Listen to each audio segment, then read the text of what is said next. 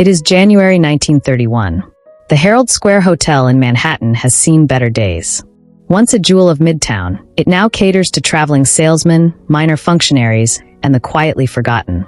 The building smells of boiled cabbage and old carpet, and the particular sadness of money that has left the room. On the third floor, in Suite 552, the door has not opened in more than 2 weeks.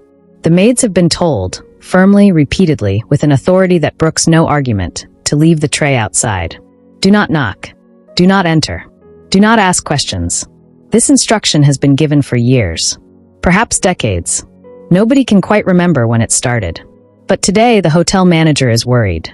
The woman who occupies Suite 552, an ancient, reclusive creature who pays her bills in cash, who has not left her room since the Woodrow Wilson administration, who speaks to almost no one and trusts even fewer, has not retrieved her tray in 4 days.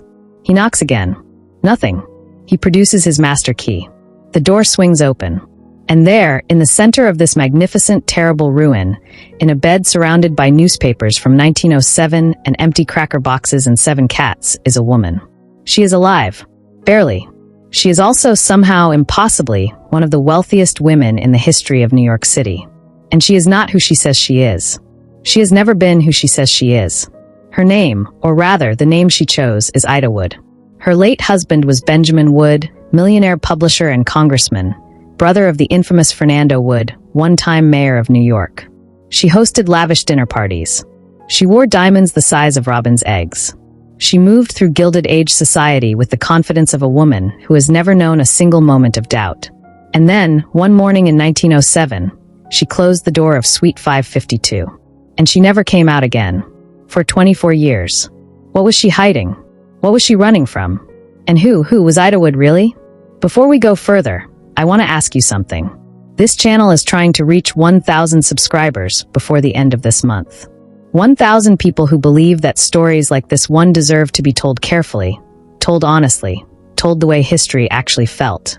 If this is the kind of story you came here for, hitting that subscribe button right now would mean more than you know.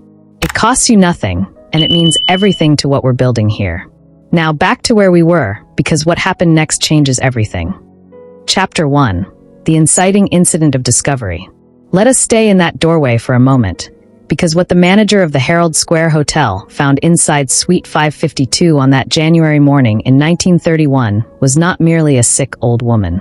It was an archaeological site, a time capsule, a crime scene with no obvious crime, except perhaps the crime of a life so deeply concealed that even its owner seemed to have forgotten which parts were real.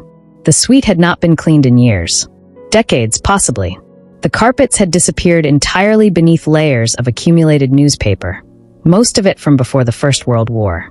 The drapes, heavy, velvet things that might once have been wine red, had fused to the windows through a combination of dust and time, becoming a kind of geological feature of the room rather than a furnishing. They had not been opened since roughly 1907, which meant that the sun outside had risen and set approximately 8,000 times without sending a single ray into this room. The smell was extraordinary. Not merely unpleasant, extraordinary in the way that a geological core sample is extraordinary, containing within it a stratigraphy of years. Rotting food from various eras. The musk of cats. The particular papery sweetness of very old money. Because there was money here too. Everywhere. Cash, stuffed into envelopes, into old candy boxes, into the pages of newspapers. Bonds, crammed into hat boxes. Jewelry, real jewelry, the kind that makes pawnbrokers go very still and quiet, loose in the pockets of dresses hanging in the wardrobe. Ida Wood herself lay in the center of this archaeological wonder, in her bed, wrapped in layers of clothing that suggested she had simply added garments over the years rather than changing them. She was, by various estimates, somewhere between 90 and 100 years old. She weighed less than 90 pounds. And she looked, witnesses would later say, not merely old but ancient, as though she had compressed time itself in that room, as though those 24 years of isolation had passed at a different rate for her than for the rest of the world. She was alive. A doctor was summoned. She would, against all apparent odds, survive the immediate crisis. But the hotel manager, and shortly after, the press, because the press in 1931 was no less hungry for sensation than it is today, had questions. Many questions. The first was practical. Who exactly was responsible for this woman? She had, it emerged, a sister, Mary E. Walsh, elderly herself, who had lived in the same suite for at least some of the intervening years and who had died there, in that same room, some years earlier. And a daughter, or a woman presented as a daughter, named Emma, who visited occasionally, who spoke sharply to the hotel staff, who maintained the fiction of normalcy around Suite 552 with the efficiency of a practiced administrator. But Emma, when located, was not forthcoming. And the will, which Ida, even now, even propped up in her ruined bed, was determined to control, was complicated. Oh, the will. The estate of Ida Wood was eventually assessed at something approaching $1 million. In 1931 money. A sum so staggering that it attracted the immediate attention of lawyers, distant relatives, and a remarkable assortment of individuals who suddenly discovered that they had, after careful reflection, a very strong claim to be related to this tiny, ferocious old woman. More than 40 claimants eventually came forward. And as the lawyers began to dig, as the investigators began to pull at the threads of Ida Wood's life, looking for documents, birth records, marriage certificates, immigration papers, they found something extraordinary. They found almost nothing. Or rather, they found things that didn't match. A birth record that placed her in one city on one date, contradicted by another document placing her somewhere else entirely. A backstory that dissolved, the harder you looked at it, into a kind of elegant vapor. People who had known her for decades realized, with a sensation like stepping on a stair that isn't there, that they didn't actually know the most basic facts about her.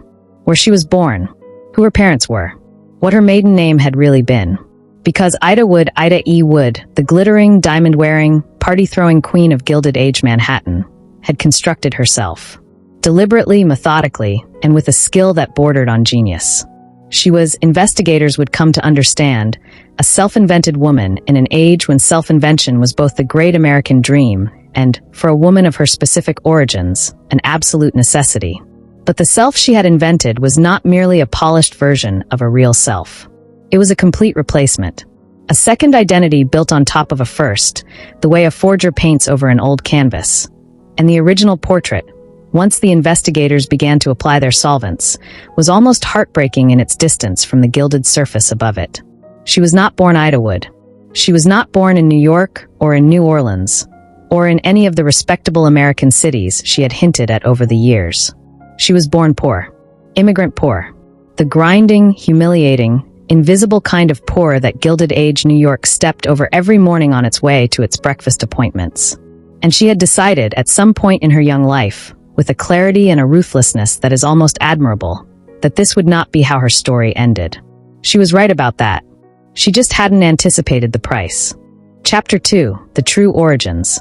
The woman who would become Ida Wood was born Ellen Walsh, or possibly Ellen Mayfield. The records are predictably a mess, somewhere in County Cork, Ireland, almost certainly around 1838. The exact date is contested even now. She may have preferred it that way. County Cork in 1838 was not a place that rewarded its daughters. The Great Famine was still a decade away, but the conditions that would make it catastrophic, the rack-renting landlords, the subsistence dependency on a single crop, the casual brutality of the colonial agricultural system, were already firmly in place. The Walsh family, or whatever family she was born into, were tenant farmers at best. Laborers, more likely. The kind of people who are present in history only as statistics, or as the occasional desperate entry in a parish ledger. Baptized, married, buried, the three moments when the church briefly noticed you existed. Her father is largely unknown. Her mother, a woman named Mary, which was essentially a requirement in Catholic Ireland in the 1830s, appears and disappears from the record with the frustrating inconsistency of someone who was never quite real enough for the world to bother properly documenting. Ellen Walsh grew up knowing what it meant to be hungry. Not the fashionable hunger of a society woman on a reduction diet, but the real thing. The way it colonizes your thinking. The way it makes the future seem both urgent and pointless. She knew what it meant to wear clothes that were not entirely clean and shoes that were not quite right for the weather, and to smile at people who had more than you with a smile that concealed what you were actually thinking. This is an important skill. She would use it for the rest of her life. The famine, when it came in the mid-1840s, accelerated everything. It is impossible to overstate the violence of the Great Famine. 1 million dead, another 1.5 million fled within 5 years, an entire civilization dismantled in a decade by a combination of blight, bureaucratic indifference, and the ideological conviction among certain British administrators that the free market, given enough time, would sort things out. It did not. The dead are still in the ground. Ellen Walsh was perhaps 7 or 8 when the famine began. Old enough to understand it. Young enough to carry the understanding in her bones rather than her memory, which is arguably worse. She would have seen the mass evictions, landlords clearing their land of the starving tenants who could no longer pay rent, entire townlands turned out onto the road in the rain. She would have seen the coffin ships loading at the southern ports, the desperate and the dying paying what little remained of everything they had for passage to America, knowing that roughly 1 in 10 would not survive the journey. She survived it. The famine, that is. Many didn't. She arrived in the United States, almost certainly in the early to mid-1850s, when she would have been in her mid-teens, as part of the vast, exhausted tide of Irish immigration that transformed the demographics of American cities in the post-famine years. New York received hundreds of thousands of them. The city was not entirely grateful. The No Irish Need Apply signs were real. The Know Nothing political movement, which was essentially American nativism in a stovepipe hat, was actively hostile to Catholic immigrants from Ireland and treated them as a racial as much as a religious threat. The Irish in 1850s New York lived in the Five Points district and in the crowded tenements of the Lower East Side and in the shanty settlements of Central Park's future footprint, in conditions that would strike a modern observer as medieval. The buildings were dark and wet and cold. Families of 8 and 10 slept in single rooms. Tuberculosis moved through the tenements like a subscription service. The privies overflowed. The rats were brazen. Ellen Walsh would have arrived in this world with nothing. No money, no connections, no education beyond whatever basic literacy the church had managed to transmit before things fell apart in Cork, and no last name that carried any weight whatsoever. In Gilded Age America, Irish Catholic immigrant women occupied the absolute lowest rung of the social ladder, just slightly above, not being on the ladder at all. There was one job available to women in her position: domestic service. Housemaid, cook, laundress. The women who did these jobs in 1850s New York were overwhelmingly Irish, overwhelmingly Catholic, and overwhelmingly invisible. They lived in the attic rooms and basement quarters of the families they served, moving through spaces they were not quite part of, witnessing at close range the lives of people with everything that they themselves lacked. This, too, is an important skill. Witnessing. Ellen Walsh watched. She watched how wealthy women dressed and moved and spoke. She watched how they handled social situations, which topics were admissible and which were not, which accent marked you as educated and which as foreign, which small signals of class were legible to those who knew how to read them and invisible to those who didn't. She watched how they managed their husbands. She watched how they talked about money. Never directly, always obliquely, through the language of property and position and prospects and situation. She was, in other words, studying, taking notes that she never wrote down, building a curriculum for a degree program she intended to enroll in as soon as she had assembled the prerequisites. The prerequisites were a new name, a new history, a new face for the world. She was still in her teens. She had time. In another decade, a young woman named Ida would arrive in the drawing rooms of New York. Ellen Walsh would never be seen again. Chapter 3. The Reinvention. The mechanics of reinvention in pre-Civil War America were both simpler and more dangerous than they are today. Simpler because the systems of record-keeping that now make identity almost impossible to falsify simply did not exist. There were no national databases, no social security numbers, no standardized birth certificates, no FBI. In most American states in the 1850s and 1860s, you were whoever you said you were, provided you said it with sufficient conviction. More dangerous because the social penalties for being discovered, for being revealed as a fraud, a pretender, an Irish serving girl in silk dress, were total and catastrophic. There was no second act, no brand rehabilitation. Discovery meant ruin, and ruin in Gilded Age America, for a woman with no family money and no connections, meant a return to the tenements or worse. Ellen Walsh understood both of these things: the opportunity and the risk, the lock and the key. She was not reckless. She was the opposite of reckless. Every step of her transformation was calculated, tested, and only extended as far as she was confident she could maintain it. The first thing to change was the name. Walsh had to go. It was too Irish, too Catholic, too legible to the class system she was trying to penetrate. The exact process by which Ellen Walsh became Ida Mayfield is not fully documented. This is rather the point. But by the time she enters the historical record with any clarity, she is presenting herself as Ida Mayfield from Louisiana. Southern birth, she had correctly identified, carried a particular social cachet in New York society of the 1850s and 60s. The Southern planter class was widely admired in Northern drawing rooms, even as it became politically contested. The accent was soft and warm. The associations were with old money, gracious living, and the kind of genteel ease that immigrant New York most aspired to imitate.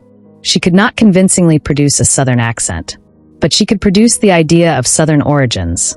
The dropped references, the slight distance when pressed for specifics about family plantations, the implication that certain matters were simply too personal to discuss in detail. She discovered that wealthy people in New York in the 1850s did not actually demand evidence for claims about Southern lineage.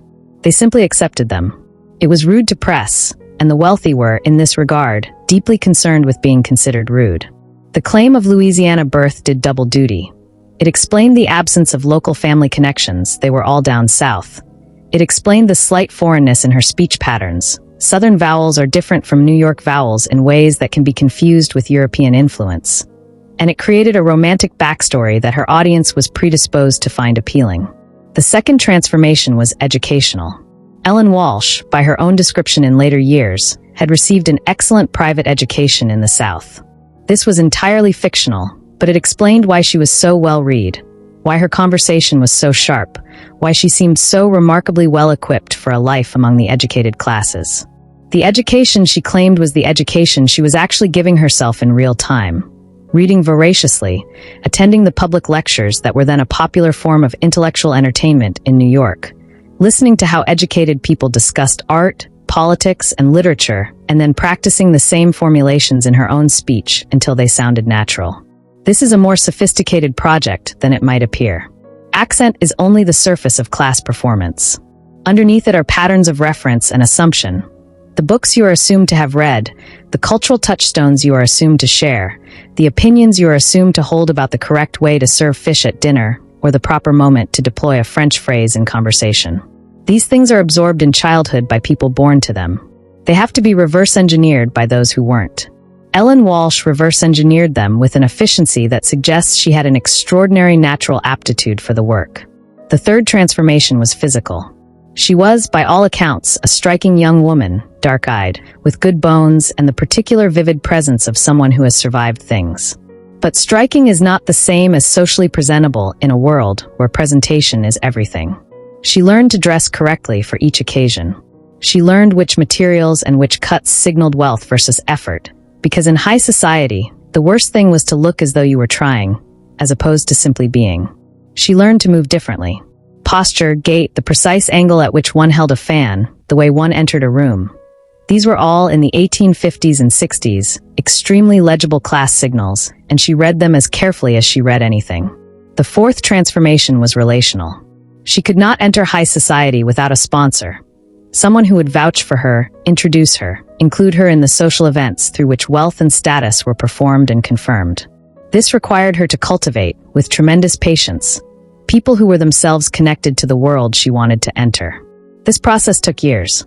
She worked as, the records suggest, a seamstress, a milliner's assistant, possibly a governess at some point.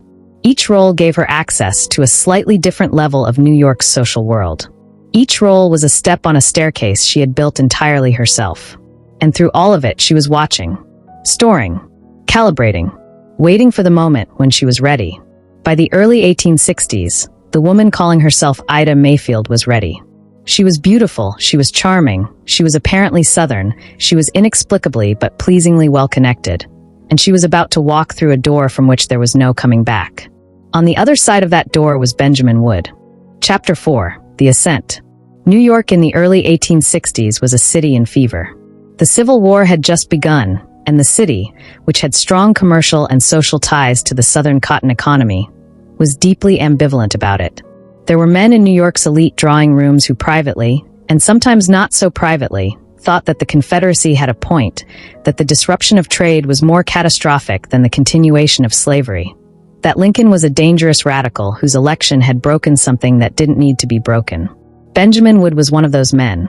Benjamin Wood was the younger brother of Fernando Wood, who who had been the mayor of New York and was now a congressman, and who had suggested, in a famous speech in January 1861, that New York City should secede from the Union and become a free city aligned with Southern trade. Fernando Wood was, in the technical sense, an absolutely extraordinary politician, and, in the moral sense, a deeply complicated one. Benjamin was cut from similar cloth.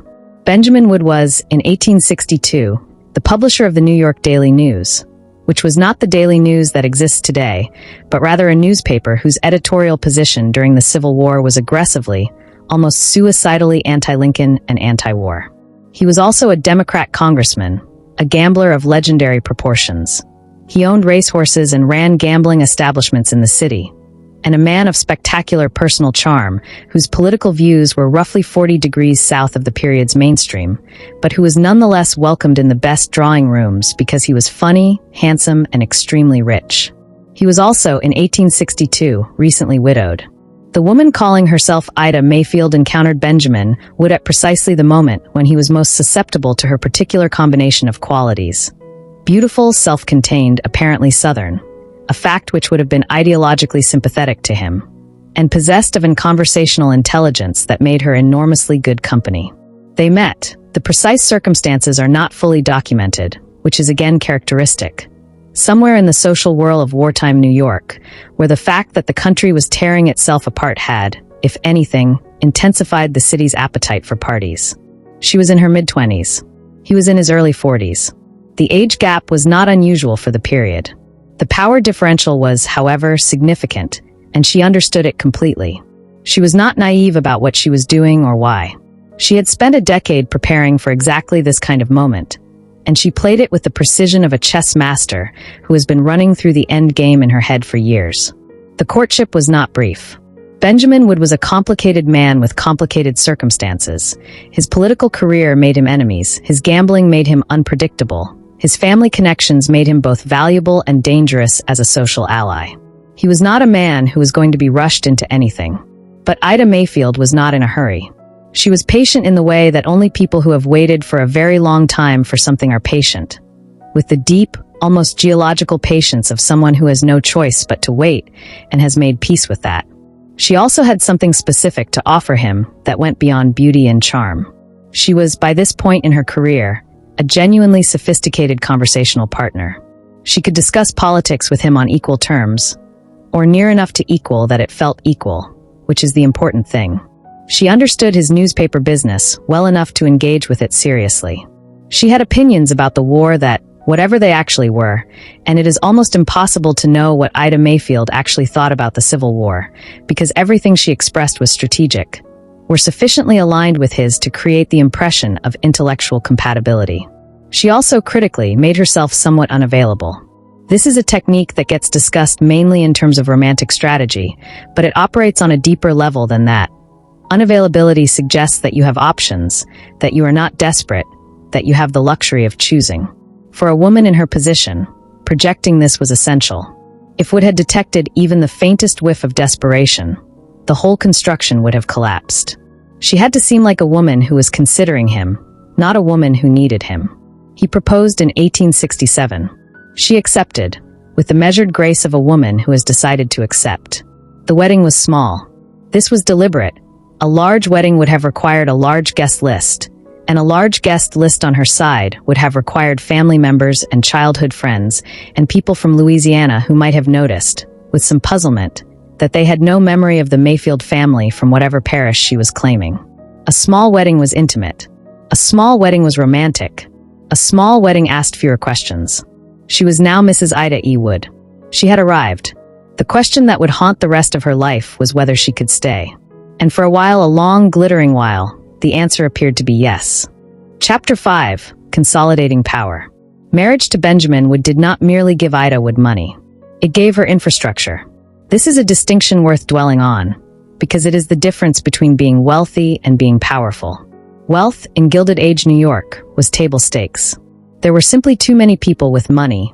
New money from railroads and oil and manufacturing, old money from shipping and real estate, and in some cases the slave trade, for wealth alone to guarantee position. What mattered was the infrastructure of social life. The right address, the right connections, the right invitation lists, the right newspaper to feature your entertainments. The right reputation. Benjamin Wood gave her all of this.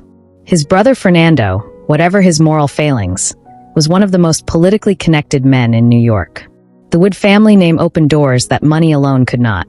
The Daily News gave them access to the press world, which in the 1870s was not merely a communications platform, but a genuine social institution.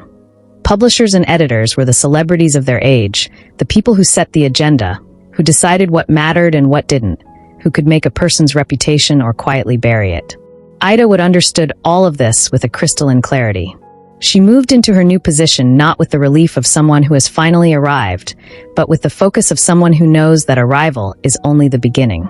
There is a difference between getting into a room and becoming the person that everyone in the room wants to impress. The first is a matter of credentials. The second is a matter of performance, sustained over years. She became, by the 1870s, one of the notable hostesses of New York society. Her dinner parties were famous for their conversational quality. She had a gift for assembling people who would spark off each other interestingly, for mixing politicians with publishers, industrialists with artists, the merely famous with the genuinely powerful. This was not an accident. She had been observing social dynamics for 20 years before she had a drawing room to deploy them in, and she brought to the project the professional precision of someone who has been waiting a very long time for the opportunity. Her appearance at these events was, by all accounts, formidable. She dressed magnificently. Her jewelry, and this is where some of the cash that was later found stuffed into hat boxes originated, was extraordinary. Diamonds were her preference. Large ones, worn in the quantities that the period considered suitable. Contemporary accounts describe her as possessing a kind of commanding physical presence that went beyond mere attractiveness. She was someone who walked into a room and altered its temperature. Crucially, she was also helpful. She understood that power in society is not merely about being impressive. It is about being useful. She cultivated relationships not just with people who could benefit her, but with people who needed things. Introductions, influence, access to Benjamin's newspaper for a favorable story, the right whispered word in the right ear. She became a broker, an intermediary, the person you went to when you needed something done quietly. Benjamin, for his part, was not entirely easy to manage. His gambling was a persistent source of financial anxiety. He was capable of losing substantial sums on a single horse race, and was not, in his business dealings, uniformly wise. The Daily News, under his management, had never quite recovered from its Civil War-era reputation as a copperhead organ sympathetic to the Confederacy, and while it survived and even occasionally thrived, it was always fighting against the particular headwind of its own history. She managed him. This is the only word for it. She did not attempt to change him. She was too smart for that, but she managed the social consequences of his behavior with extraordinary skill, dampening scandal where she could, redirecting attention when she couldn't, ensuring that the Benjamin Wood the world saw was always the best available version. She also, it appears, managed their money, or at least her portion of it, the real estate that formed the core of what would eventually become her estate, the various properties in New York that would still be generating income when she died in 1931, was accumulated during the years of the marriage, often in her name or in arrangements that would protect her in the event that Benjamin's gambling eventually caught up with him. She was, in this sense, planning for a future in which she might be alone, in which the infrastructure of the marriage might no longer be available. She was right to plan. Benjamin Wood died in 1900. He left her the Daily News, the properties, the investments. He left her a widow in a world that was changing rapidly around her. The 19th century had made Ida Wood. The 20th century was going to test whether she could survive it. For a few years, she tried. She maintained the properties. She kept the newspaper running. She appeared occasionally in society, though her appearances became less frequent, the parties less lavish. And then, in 1907, she made a decision that seemed, to the people who knew her, not merely strange but inexplicable. She closed the door of Suite 552 at the Herald Square Hotel. And she began to wait. Chapter 6, The Darkest Secret. As the investigators began to pull apart the life of Ida Wood in 1931, they found that the closer they looked, the stranger things became. And the strangest of all the strange things they found was this. There was, living in Suite 552 with Ida Wood for much of her 24-year isolation, a woman named Emma. Emma had been presented for decades as Ida Wood's daughter. Ida's daughter by a previous relationship, predating the marriage to Benjamin Wood. A relationship she had never discussed in detail, had always deflected questions about, had maintained at precisely the degree of vagueness that prevents people from asking follow-up questions. Emma was real. Emma existed. Emma had grown up in the Wood household, had been treated as a daughter, had been introduced as a daughter, had lived her life understanding herself to be the daughter of Ida Wood and some earlier, unnamed man. But when the lawyers and the investigators and the increasingly agitated parade of potential heirs began examining the actual documentation, something deeply strange emerged. There was no record of Emma's birth. There was no record of Ida Wood having ever been pregnant. There was no record of any previous romantic relationship or marriage that would explain Emma's existence. And there were people, elderly people who had known the household in the 1870s and 1880s, people with long memories and nothing much to lose, who remembered that Emma had not been introduced into the household as an infant. She had appeared in the early 1870s, at roughly the age of 7 or 8. And she had not appeared as a newborn baby being presented to a social world that would wonder about the absence of a pregnancy. She had arrived in the household as a child of unclear origins, and the explanation of daughter from before the marriage had been provided simply and without elaboration, in the way that one provides an explanation that is just sufficient to stop the questions without being detailed enough to invite verification. Ida Wood, it gradually became apparent, had taken in a child, or acquired a child, or perhaps stolen a child in some sense that fell just short of the legal definition, and presented her as her own. Who was Emma? The investigators pursued this question with growing urgency, because the answer had enormous implications for the inheritance. If Emma was not actually Ida's daughter, if she was not, in the legal sense, an heir, then the distribution of the estate changed considerably. And here the story took its most painful turn, because Emma herself did not know. She had been told her whole life that she was Ida Wood's daughter. She had believed it. She had built her identity around it. The revelation that this might not be true, that she might not be who she had been told she was, by the only mother she had known, was, by any measure, a devastating thing to have happened to you in middle age. The most credible theory that emerged from the investigation was that Emma was the daughter of Ida Wood's sister, Mary E. Walsh. The same Mary Walsh who had lived in Suite 552 during the years of isolation and had died there. Which would make Emma not Ida's daughter but her niece. Which would mean that Ida had taken her sister's child and raised her as her own. Which might have been an act of love and protection, or might have been something more complicated than that. But this raised a further question.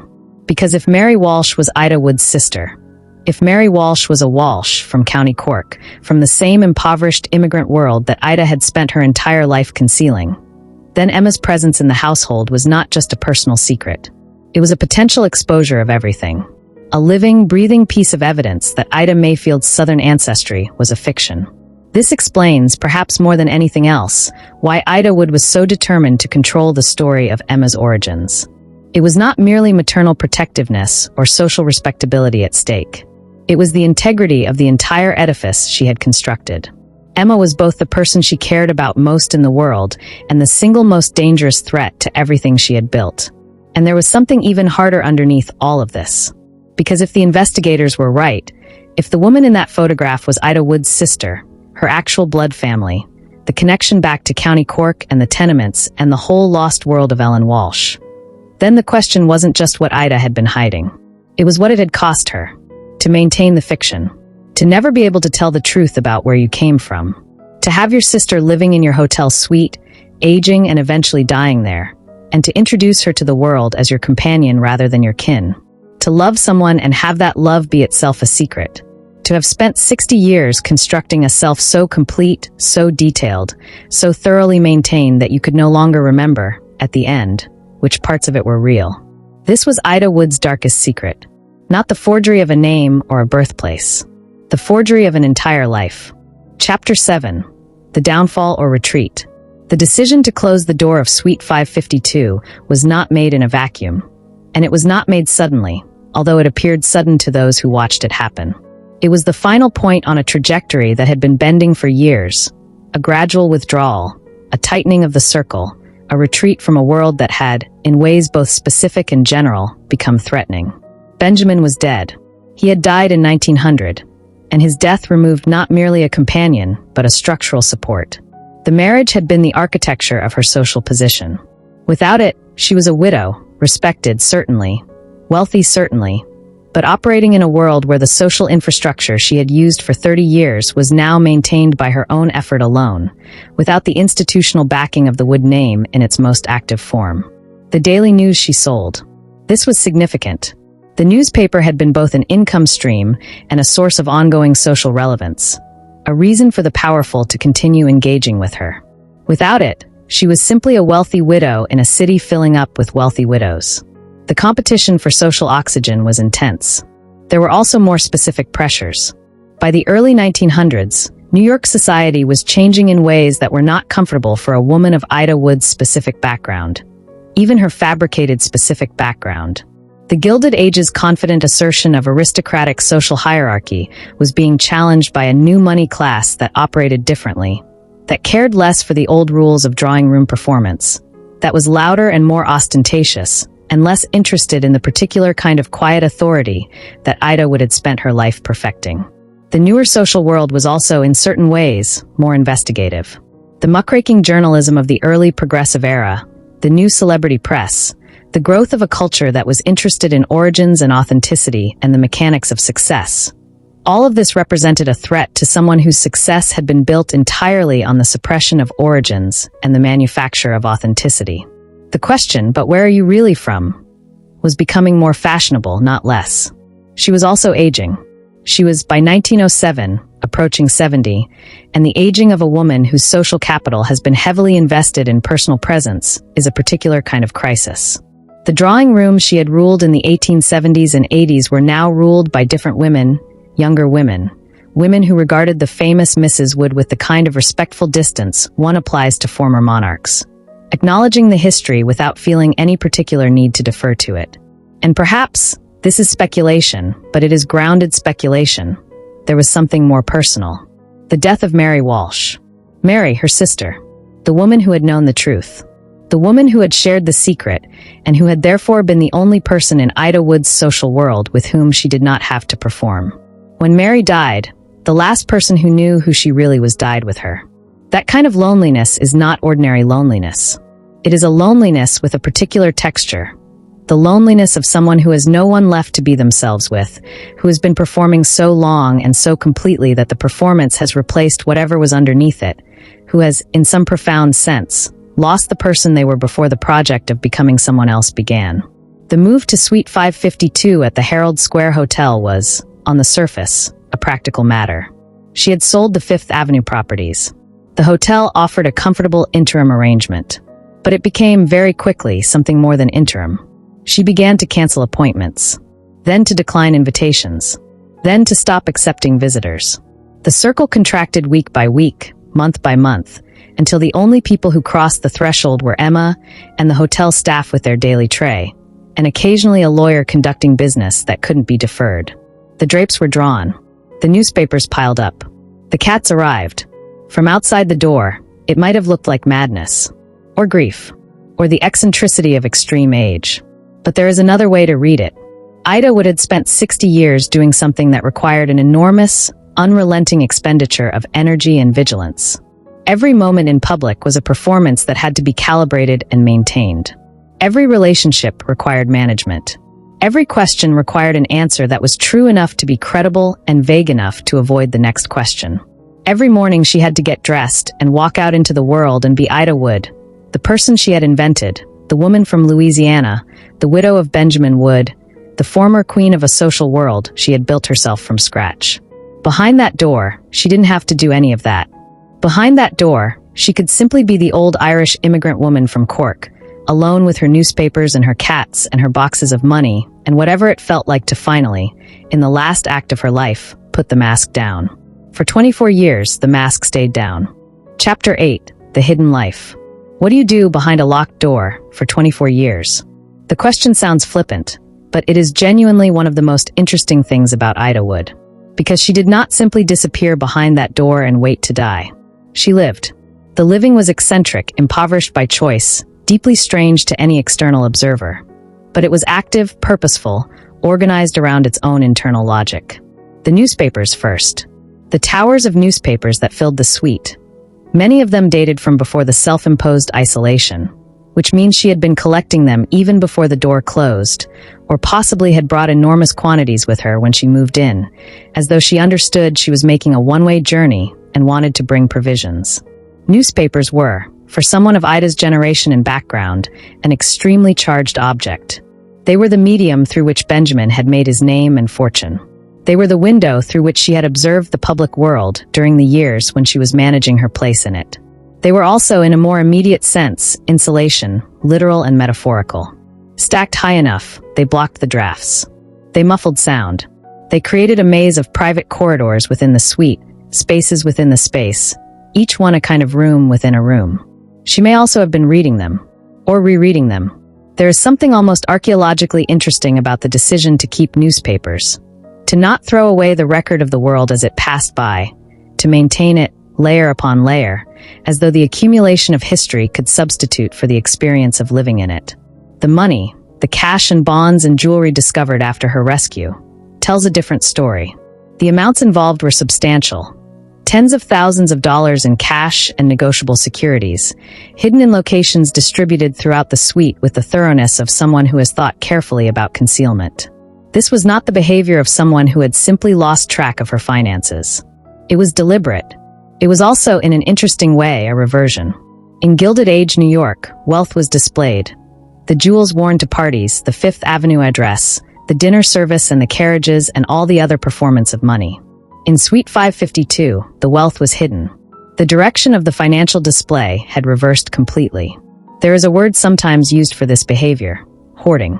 And there is a clinical literature on hoarding that tends to situate it in the psychology of loss, control, and anxiety. People who hoard are often people who have experienced radical insecurity, the loss of a home, of safety, of the basic assumption that the things they have today will still be there tomorrow. They keep things because keeping things is a form of guaranteeing continuity in a world that has demonstrated its willingness to take everything away. For Ellen Walsh from County Cork, for a woman who had arrived in America with nothing, who had rebuilt herself from scratch, who had spent 60 years maintaining a fiction that could have unraveled at any moment, the accumulated cash in the hat boxes was not eccentricity. It was rational. It was the behavior of someone who had learned, very early and very thoroughly, that nothing was guaranteed, that the floor could fall away at any moment, and that the only thing you could trust was what you could hold in your hand. The cats were different. There is something about the cats that resists purely rational analysis. They were there. 7 of them, at the last count, living in the suite with her. They were fed. She managed to get food for them, even during periods when she appeared to be eating almost nothing herself. They were company.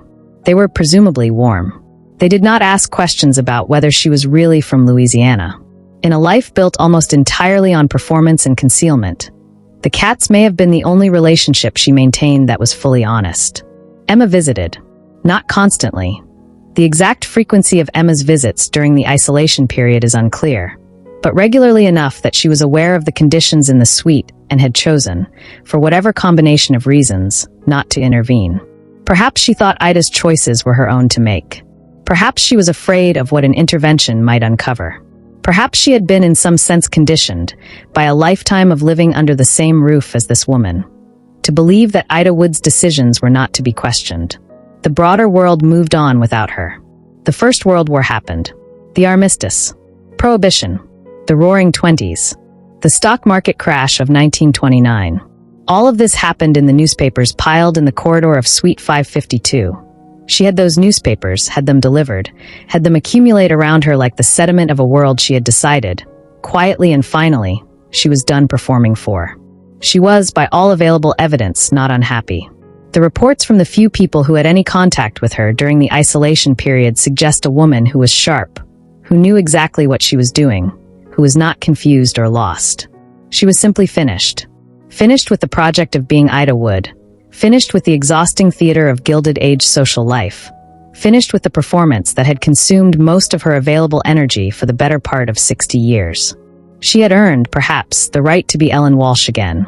Even if Ellen Walsh had nowhere to go except a locked room in a fading hotel. Chapter 9. The Unraveling. When the manager of the Herald Square Hotel opened that door in January 1931, He did not merely find a sick old woman. He opened a legal and investigative proceeding that would last for years, consume enormous quantities of money, and ultimately become one of the most famous identity fraud cases in American legal history. The immediate crisis was medical. Ida Wood was transported to the hospital, assessed, treated for malnutrition and the various consequences of having lived, for 24 years, in what amounted to a very expensive cave. She recovered, which surprised everyone. She was 92 or 93, or possibly a bit older. No one could pin the number down with any precision, which was itself a symptom of the problem, and she was approximately 90 pounds, and she had been living in conditions that would have been challenging for someone 50 years younger. But she recovered, and she was furious. She did not want to be in the hospital. She did not want to be treated. She did not want to be questioned by lawyers or examined by doctors or interviewed by the reporters who had, within 24 hours of the story breaking, gathered outside the hospital in numbers that suggested the full Harlem reactivation of the New York press corps. She wanted to go back to her room. She was, by all accounts, an extremely formidable patient. But the legal machinery had begun to turn, and it could not be stopped by personal preference, however forcefully expressed.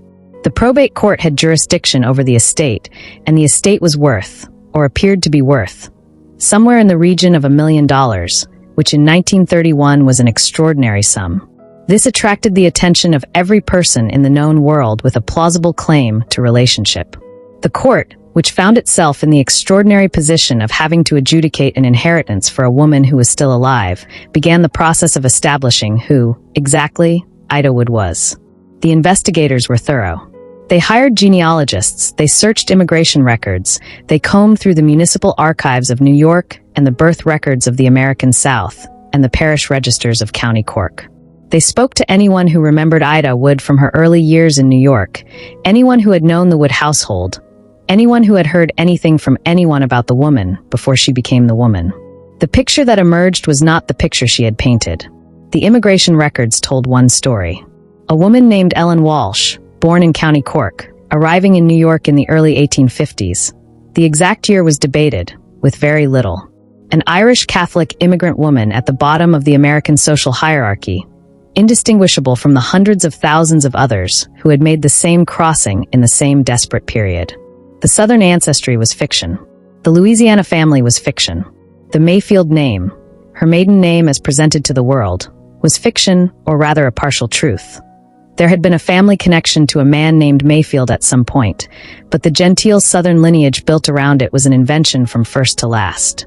The documents she had used to construct the alternative identity were, in some cases, genuine documents belonging to people who had actually existed and actually been Southern, whose identities she had borrowed and adapted with the skill of someone who understood that the best forgery is built on a foundation of true material.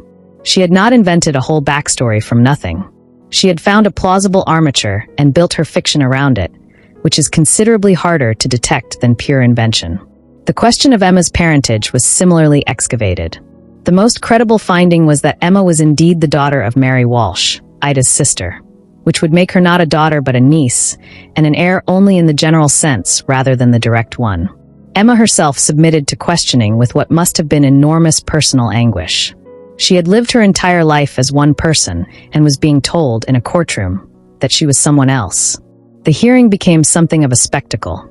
Ida Wood herself appeared, eventually, in a wheelchair to testify. She was ancient and small and absolutely imperturbable.